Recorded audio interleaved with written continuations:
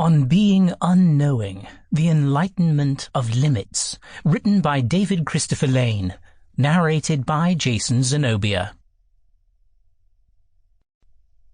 A map, by definition, is less than the territory to which it points.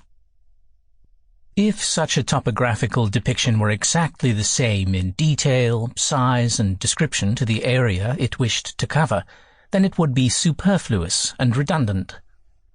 Therefore, if we accept this definition of maps, we know that each of them, no matter how sophisticated, will have gaps, which is another way of saying, perhaps less politely, that all models are in some sense wrong. They will have key pieces and vital information missing. So, like the recorded warning to oncoming passengers in the underground tube stations in London, England, we are told to mind the gaps.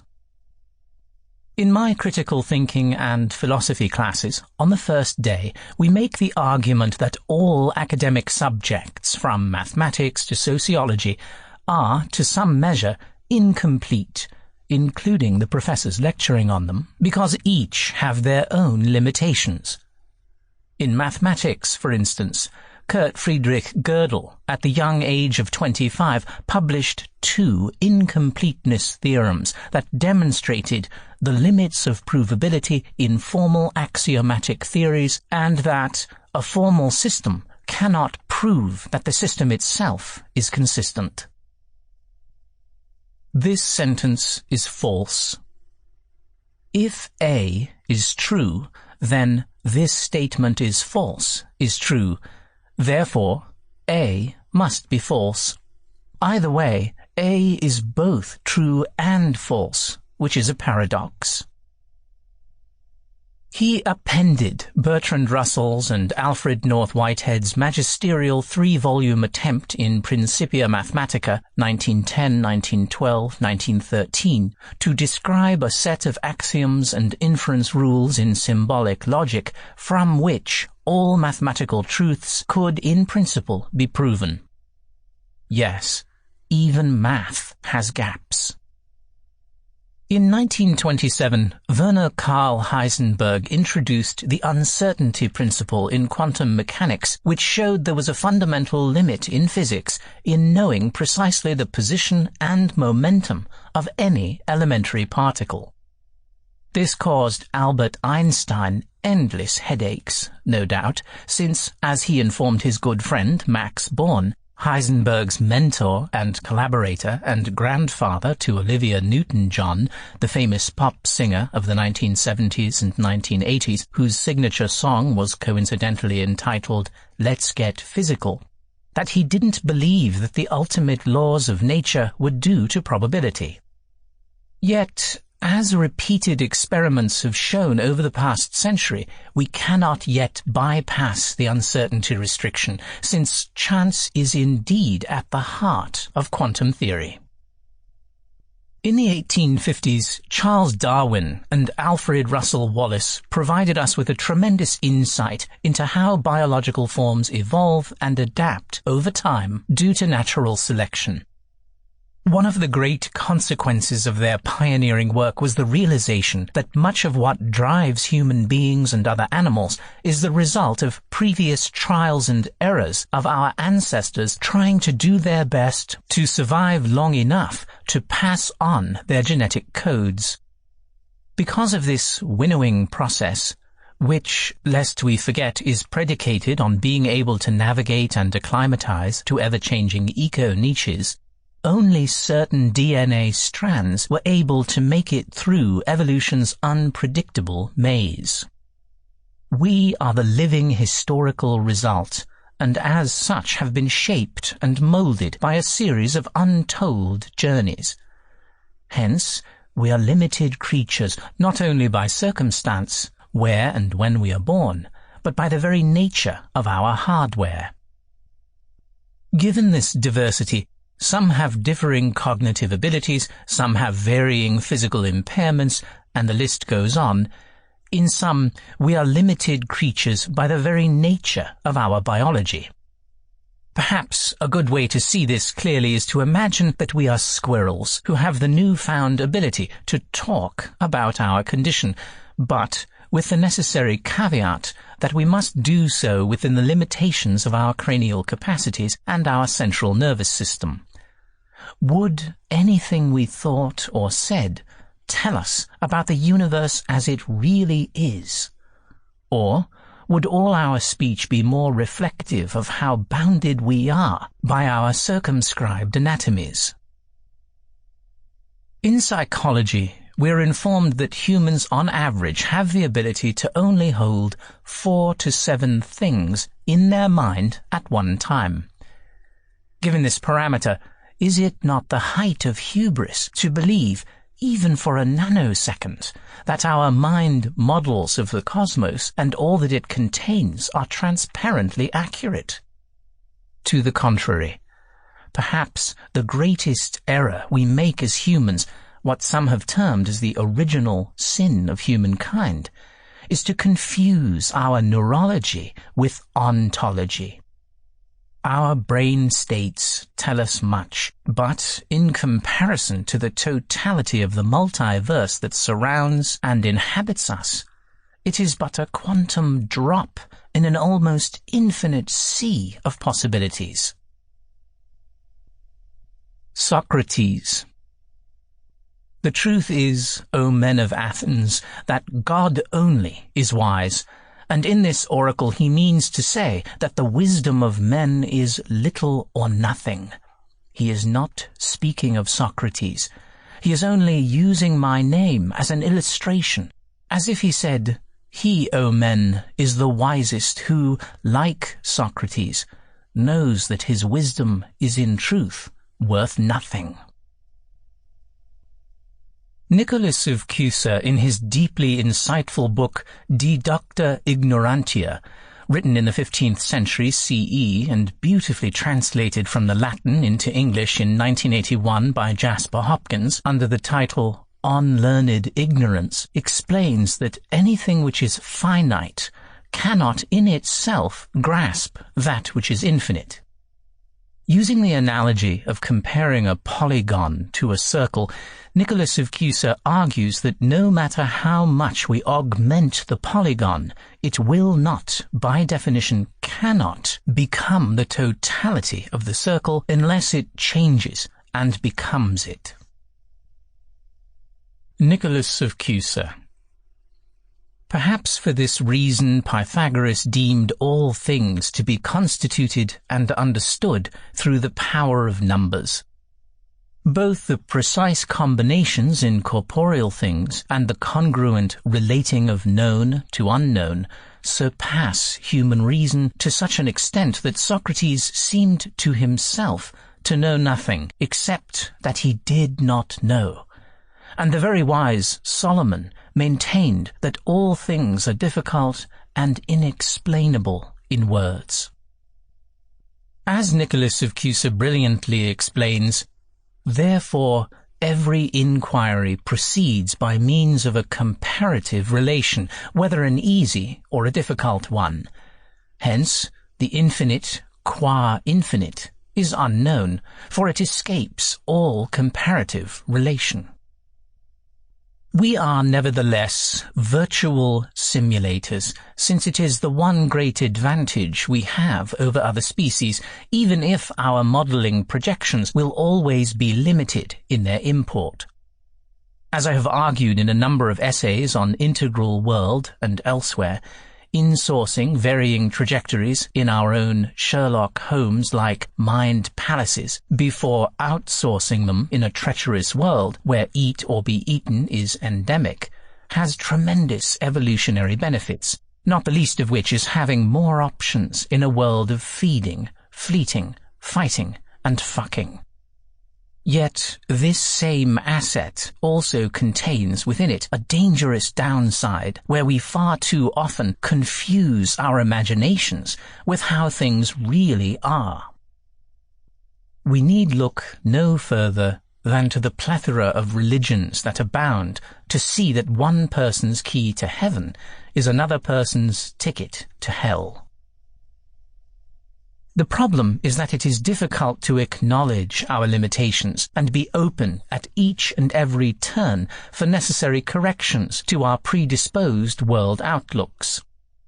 Instead, we tend to believe that whatever we see, hear, touch, taste, and smell is the sum total of the world, and because of this, we mistake our infinitesimally small slice of reality for reality itself. Lao Tzu. Those who know don't talk. Those who talk don't know. Close your mouth. Block off your senses. Blunt your sharpness. Untie your knots. Soften your glare. Settle your dust. This is the primal identity. Be like the Tao. It can't be approached or withdrawn from, benefited or harmed, honored or brought into disgrace. It gives itself up continually. That is why it endures.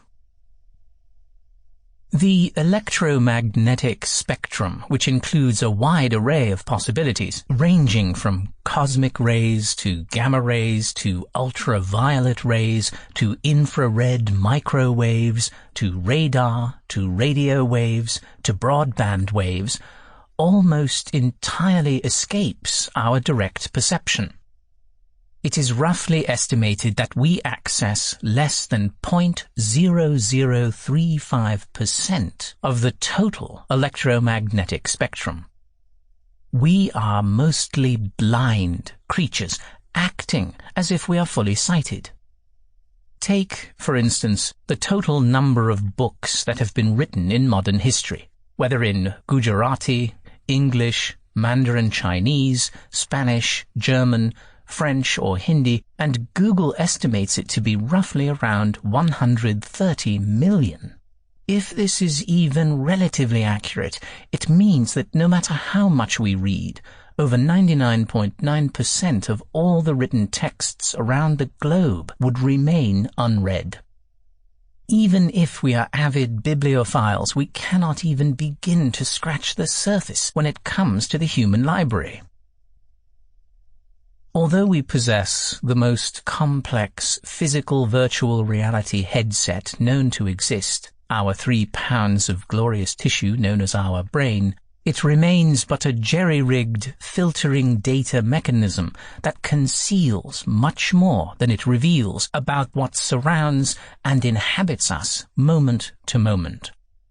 With 86 billion neurons and trillions of synaptic connections, we no doubt get a glimpse of the cosmos, but it is mere a shadowy peephole of the cosmic cinema that is projected to us. What, then, are we to make of our cranial limitations? The answer is perhaps simpler yet more profound than we may at first appreciate. Focus on our unknowingness and make that, not illusions of all-knowingness, as the foundation of how we approach the universe without and within. Ancient philosophers such as Socrates and Lao Tzu realized this dictum, as have scientists in the modern era, such as the physicist Richard Feynman. There is a wonderful bliss that is available to us if we can feel the mystery of our own being and how very little we know about the how, why, and wherefore of existence. Richard Feynman. But I don't have to know an answer. I don't feel frightened by not knowing things, by being lost in a mysterious universe without any purpose, which is the way it really is, so far as I can tell. It doesn't frighten me. Yes, certainly, there is much we can ascertain, and much that is valuable in our pursuit of knowledge, but even here we should remind ourselves, almost mantra-like, that our ideas are always open to revision. We far too often latch on to dogmatic thinking in hopes of finding certainty and security in all that remains beyond our control. But as science, that most humble of enterprises, has shown us, we can always be wrong in our purviews, and thus should remain tentative in assuming any idea or positional attitude as absolute. Uncertainty is a virtue if it allows us to keep open to new information and not fasten ourselves to one purview only, since we are afraid to change. Revising when new data arises is key. Contemplating on our ignorance is what Nicholas of Cusa advised centuries ago, because knowing our limits is the elemental to our enlightenment. By doing such, we can then escape from delusions of grandeur and keep open to learning more, not less, in the process.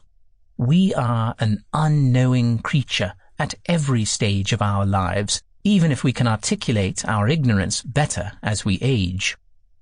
Feel the bliss of this infinite ignorance, and it gives a joy that has no bounds, since one wakes up to the very mystery of being and the sheer wonder of all that precedes and exceeds our capacity to grasp it as it is. Xenophanes of Colophon. No human being will ever know the truth, for even if they happened to say it by chance, they would not even know they had done so. We felt this as little children when we first came out of the womb and felt the magic touch of our mother, the sights and sounds of people and animals, and all sorts of unexpected happenings. But as we grew up, we mistakenly duped ourselves into believing that knowing the name of something meant that we fully understood it. This, of course, is sheer nonsense. Any object and any subject, including ourselves, is unknowable to us in its totality. We have never fully comprehended the simplest of objects, since every material structure has component parts we cannot grasp. We may see a tree in the distance, but we don't see its molecular roots or the atomic lattice that coheres it together. Richard Feynman, the well-respected physicist and professor at California Institute of Technology, described a great teaching lesson from his father when he was quite young. The next Monday, when the fathers were all back at work, we kids were playing in a field. One kid says to me, "See that bird? What kind of bird is that?" I said, "I haven't the slightest idea what kind of bird it is." He says, "It's a brown-throated thrush. Your father doesn't teach you anything." But it was the opposite. He had already taught me. "See that bird?" he says. "It's a Spencer's warbler." I knew he didn't know the real name. "Well, in Italian, it's a chuto lapitida. In Portuguese, it's a bom de peda. In Chinese, it's a chung long ta. And in Japanese, it's a kata no tekeda. You can know the name of that bird in all the languages of the world, but when you're finished, you'll know absolutely nothing whatever about the bird. You will only know about humans in different places and what they call the bird. So, let's look at the bird and see what it's doing. That's what counts. I learned very early the difference between knowing the name of something and knowing something. Carl Sagan. You could just as well say that an agnostic is a deeply religious person with at least a rudimentary knowledge of human fallibility. Protagoras. Diogenes Laertius reported that Protagoras also said, "As to the gods, I have no means of knowing either that they exist or do not exist, for many are the obstacles that impede knowledge, both the obscurity of the question and the shortness of human life." The mystical dimension. There is a mystical dimension that runs through all aspects of life. Eventually, every human endeavor directly encounters an impenetrable mystery where knowledge turns into ignorance and control into wonder. Indeed, no matter how much science or technology may advance, the essential mystery of life will never change. The reason why is simple. Reality is always greater than our conceptions of it. Thus, contrary to our popular notions of mysticism, genuine spiritual practice is not concerned with increasing knowledge per se, but rather reconciling man with his fundamental state of ultimate ignorance. Charles Darwin. The mystery of the beginning of all things is insoluble by us, and I, for one, must be content to remain an agnostic.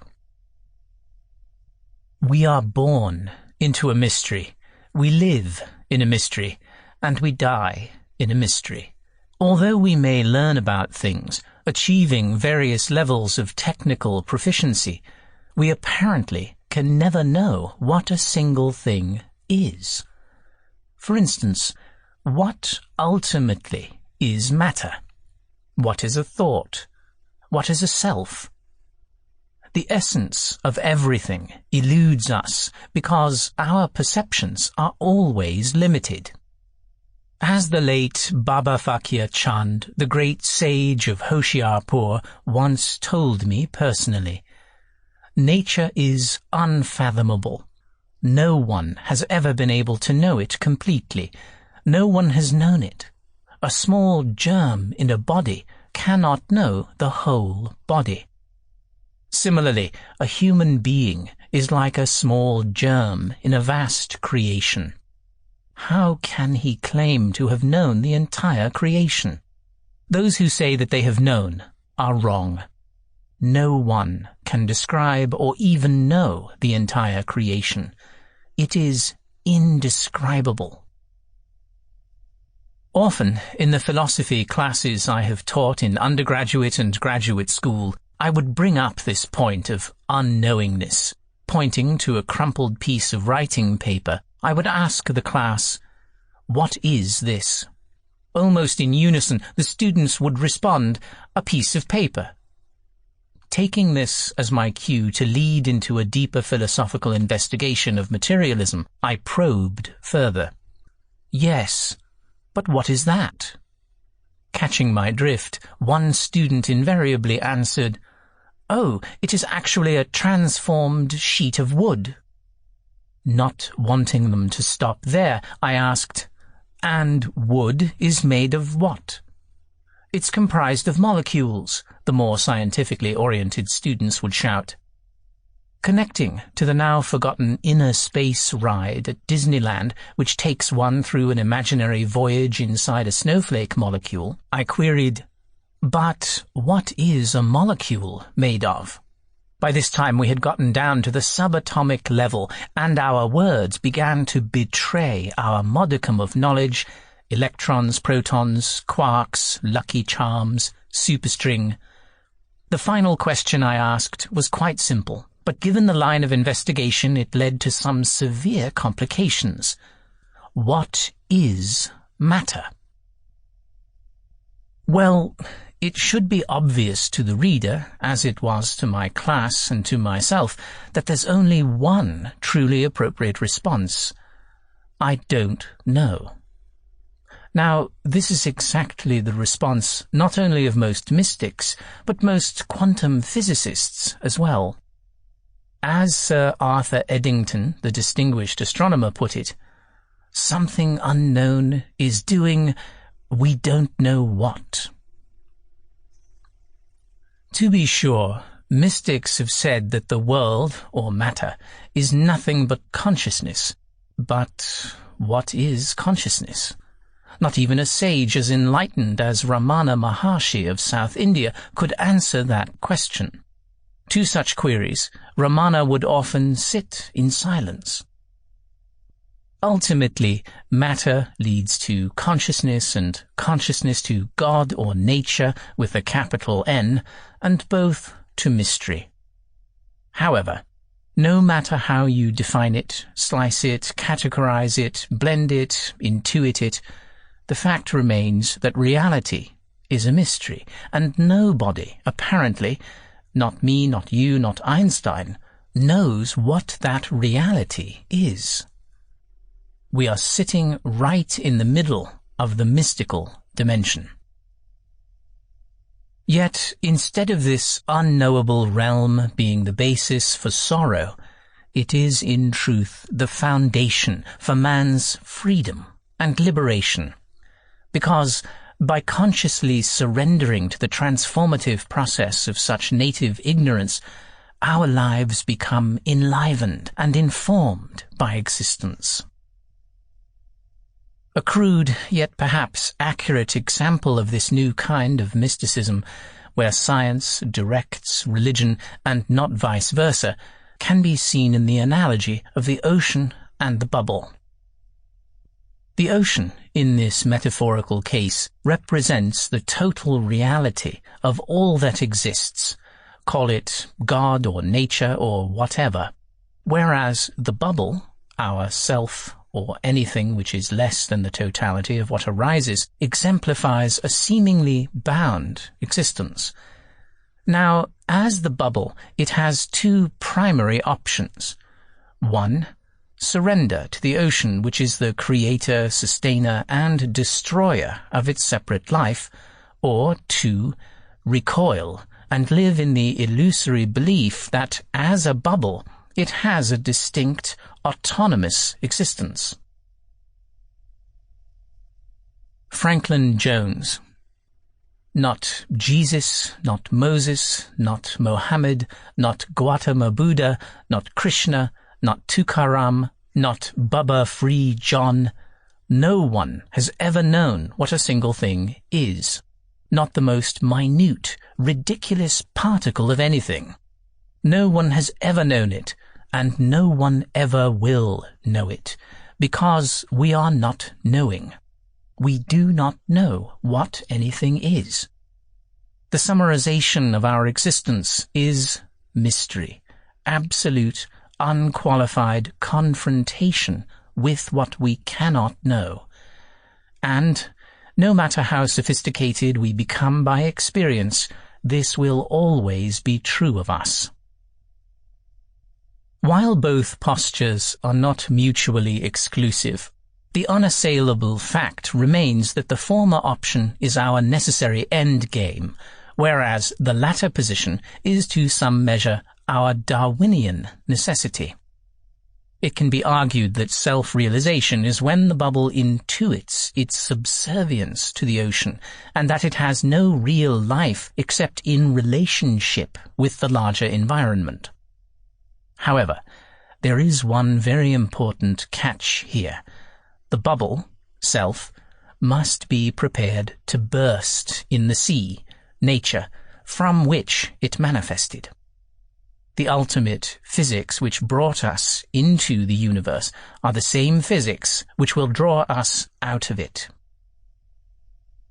The real dilemma, therefore, is not that we will die.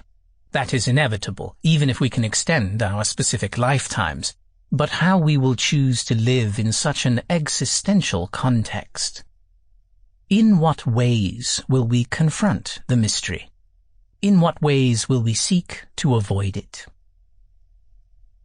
Recently, there has been a lot of discussion about how certain leading edges of science are rediscovering the mystical dimension. In physics, we find the strange world of photon entanglement. In neurophysiology, the processes of memory and altered states of awareness. In astronomy, the theory of black holes, antimatter, and inflating universes. And in biology, the intricate code of life, DNA, and the morphological emergence. But the rediscovery of that which remains unknown is a changing proposition and reflects more on our own limited cranial capacities than on what the universe or multiverse ultimately portends. In other words, the deep mystery we must first confront is epistemological. What this means, of course, is that all the delineations we make about the world around us are potentially wrong because they are not perfect transparencies. This is why science always rediscovers the unknowable, because no matter how sophisticated our maps may become, they will have a margin in them, which will reveal something hitherto undiscovered. This is also why Karl Popper's notion of falsifiability serves us so well when appraising most scientific theories. We know a priori that human speculations, even if amazingly well grounded in physics or math, are always liable to error. It is this liability which, ironically, allows science to progress. We build upon mistakes, even if we will continue to make them. A new technological product, for instance, isn't accepted as flawless, but is rather closely examined by hackers and others to reveal some uninspected flaws. And, because of this ongoing dialectic, we have seen breathtaking changes in a variety of objects, from computers to cars. All academic subjects have their epistemological cul-de-sacs. To know something is, to a large degree, to know its limits, and that one cannot yet ascertain what may lie beyond it. In some ways, it is similar to a voyager who comes upon an undiscovered island and yet intuits that there must be many more besides, even if her ship doesn't have the necessary supplies or the capability of venturing beyond. Science will undoubtedly expand our previous limits and horizons, but we will inevitably be stuck with our own neural constraints from the very beginning.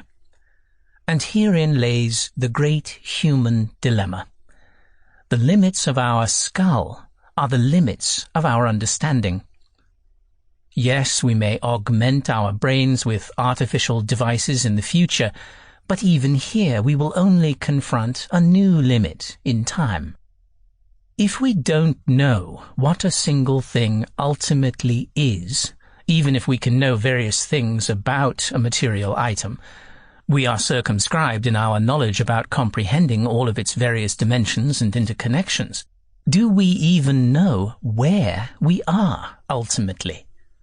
What kind of GPS will provide us with precise coordinates? Yes, I may say something such as, I live in Huntington Beach, but that is merely a section in Southern California, which itself is part of a state of 50 in the United States, which is part of a continent that is located on a planet that orbits a sun some 93 million miles away. However, where is that sun? It is but part of a galaxy, which is part of a huge Milky Way, which is expanding in a universe of untold size that some 13.8 billion years ago was collapsed into a space tinier than the 16-point size of the Dido type on this page. Yet, where is that naked singularity located? Does it make any sense to even use such framing questions at this minuscule level? Clarence Darrow. I am an agnostic. I do not pretend to know what many ignorant men are sure of.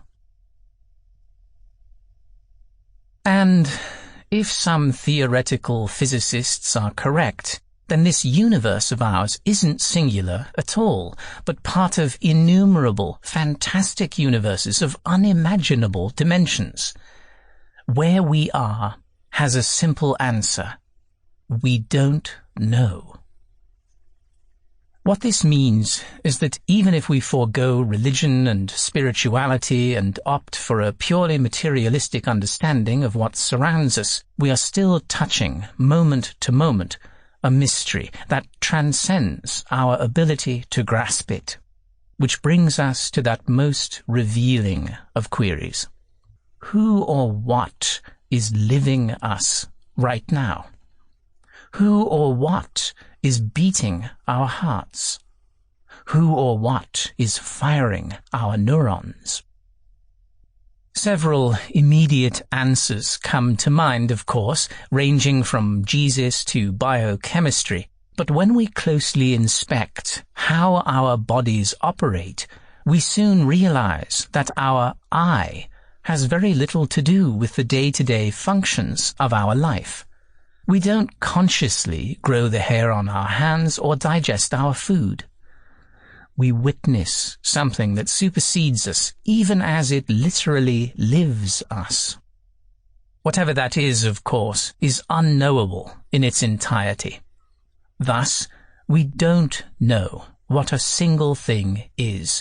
We don't know where we are, and we don't even know whom or what is actually living us. We live in a mystery, even as we act as if nothing is mysterious. Sam Harris. The only thing that guarantees an open-ended collaboration among human beings, the only thing that guarantees that this project is truly open-ended, is a willingness to have our beliefs and behaviors modified by the power of conversation. All knowledge degenerates into probability. David Hume. This has been On Being Unknowing, The Enlightenment of Limits, written by David Christopher Lane, narrated by Jason Zenobia. Copyright 2019 by David Christopher Lane. Production copyright by David Christopher Lane.